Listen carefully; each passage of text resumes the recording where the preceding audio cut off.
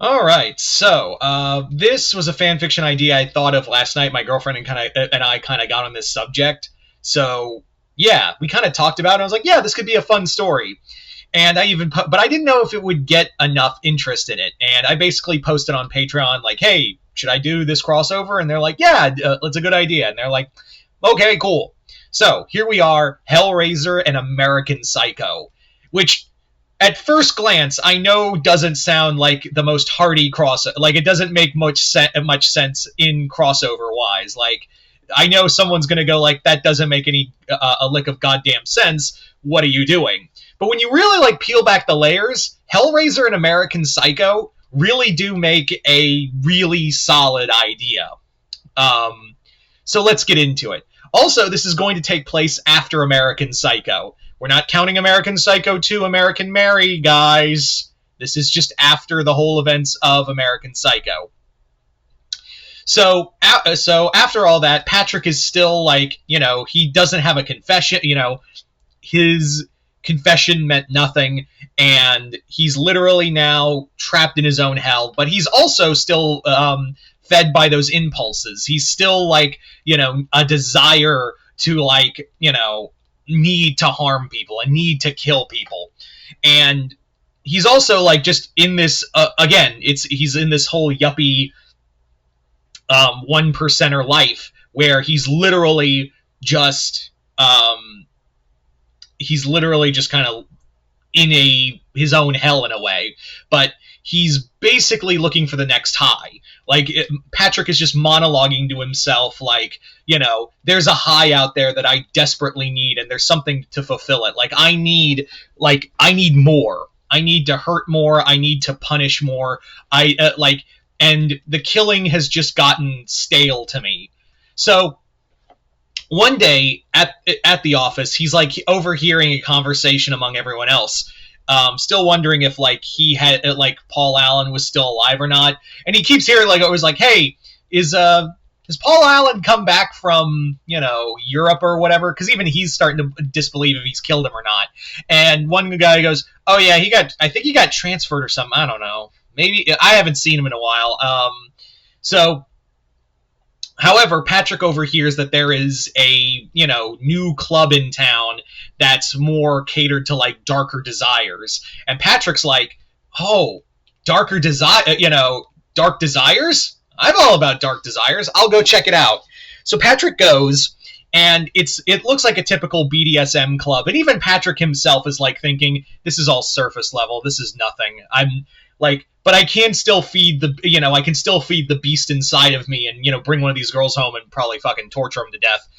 But as he like goes deeper and like digging around, he finds people are like doing some really masochistic stuff to themselves. And even he's like, whoa, now we're talking. And eventually he runs into someone who's like, hey, you've got a, interesting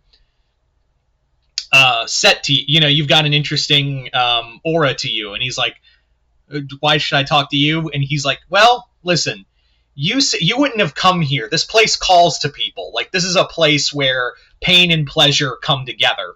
And, we find flesh through, fantasies through our flesh. And this, I think, could help you do that, sir. And he's handed the lament configuration. And he's like, what the fuck am I supposed to do with this? And he's like, you'll find out what, you'll figure it out. It's a puzzle box. And he's like, I own a fucking condo in New York, and I make more than you ever will in your entire, not even just you, your entire fucking family. 8 generations will never make the amount of money I will make in a fucking year. So, and you give me a goddamn puzzle box? Fuck you, I ought to just slit your goddamn throat, you goddamn piece of shit. And he's like, just try. And the guy's like, just try it. Like, you'll see what we mean. He's like, fuck your box. But Patrick like storms out of there with the lament configuration, and he's like about to throw it into the street or break it, and he's just like, so he takes it home, and he just like it was like he's like, fuck it, it'll make a nice centerpiece or whatever. It'll like if anything, it'll look nice, and maybe I'll bludgeon some bitch to death with it. So he goes home, and for a few days, Patrick is just kind of, going through the motions every day, and he's left the lament configuration on the table. Like, he's left it on like a shelf, and he just left it to sit there. And he's thinking about, he hasn't killed anyone lately, and there is this growing nagging thought. Like, to him, it's like a drug addict trying to get his fix, and it's like he can't keep from thinking about the box. So he leaves early one day and goes home and proceeds to grab the lament configuration and start just messing with it. Like, he just starts playing with it, and he's like, in his head, he's like, I was never good at puzzles. Puzzles are people, and I hate, people as much as I do puzzles. Things need to be unlocked. There's a prize to it. I was always about, like, getting it now.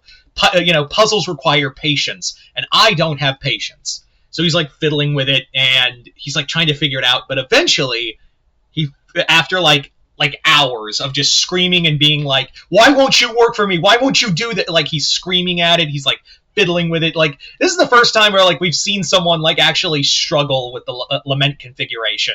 Because usually you see how people, like, figure it out so fast. But here it's like he's an angry white kid who's gotten everything in his life, and he's just, like, smacking it against the wall and everything.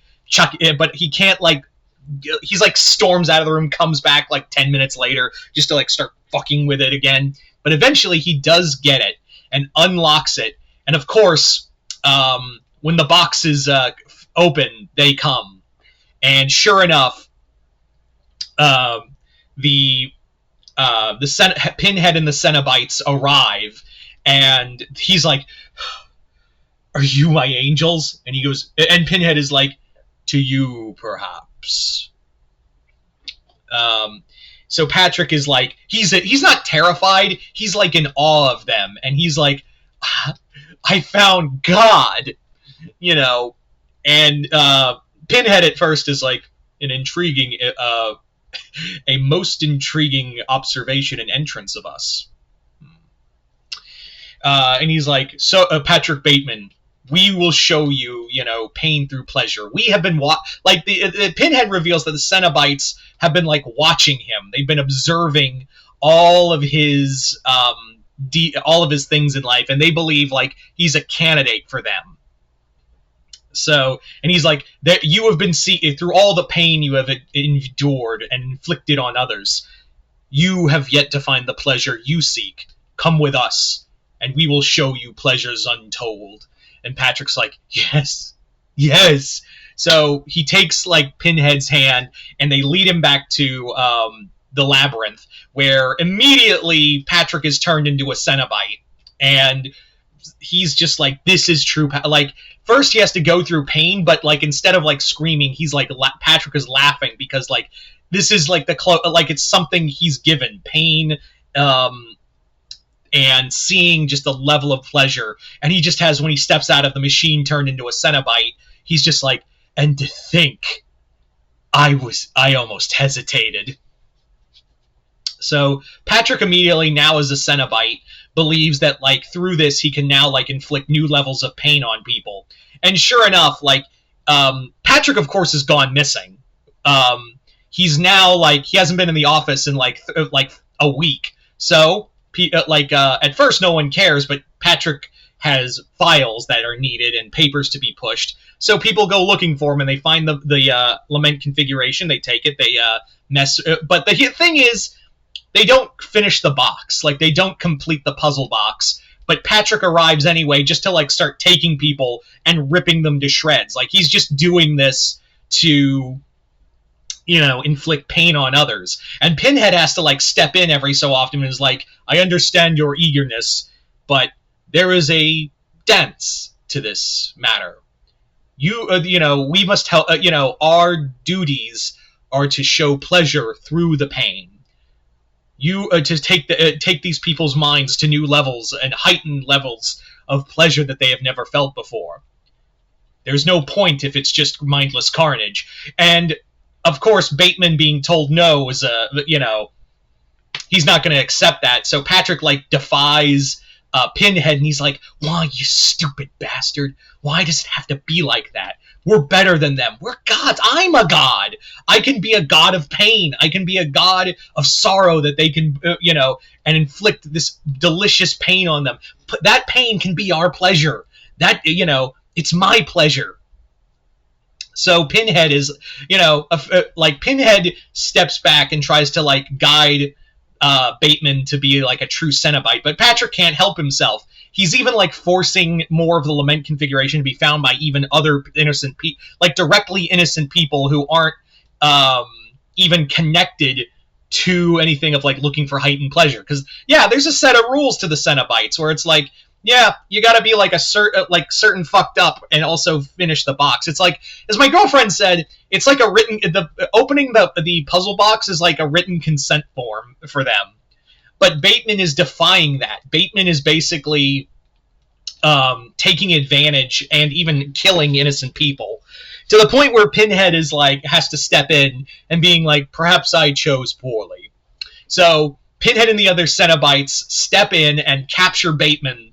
And Bateman is just what? You'll punish me? What kind of punishment could you give me? I had everything, and you gave me the one thing I needed. You're going to torment me and torture me for all eternity? And Pinhead's just no, I believe you would get a certain enjoyment out of all punishments. So Pinhead does something that that is the ultimate crime, and not crime, but ultimate punishment for Patrick Bateman. He doesn't punish him. Instead, he takes away the power of the Cenobite away from him and puts him back in his normal life. In fact, he tries to talk about Bateman wakes, it almost feels like a dream to Bateman, where he wakes up and he's panicking because he's no, I had it. He's frantically looking for the box. He's human again, and he's trying to talk about the club to some of his coworkers, and they're what club? What are you talking about? And even the people he killed are still alive. So Bateman is now left unpunished. The punishment was he got no punishment, because again, it goes back to the whole thing where it's this confession meant nothing. It's the Pinhead's ultimate fuck you to him. So yeah, at the end of it, Bateman is just left in a normal living hell again. Is it status quo? Yes, but that kind of works in this situation. So there you go, guys. That is my Hellraiser American Psycho crossover. Comment below, let me know what you guys thought of it. Other than that, hope y'all enjoyed this. I'm Mr. Multiverse. I'll see you next time in the Multiverse.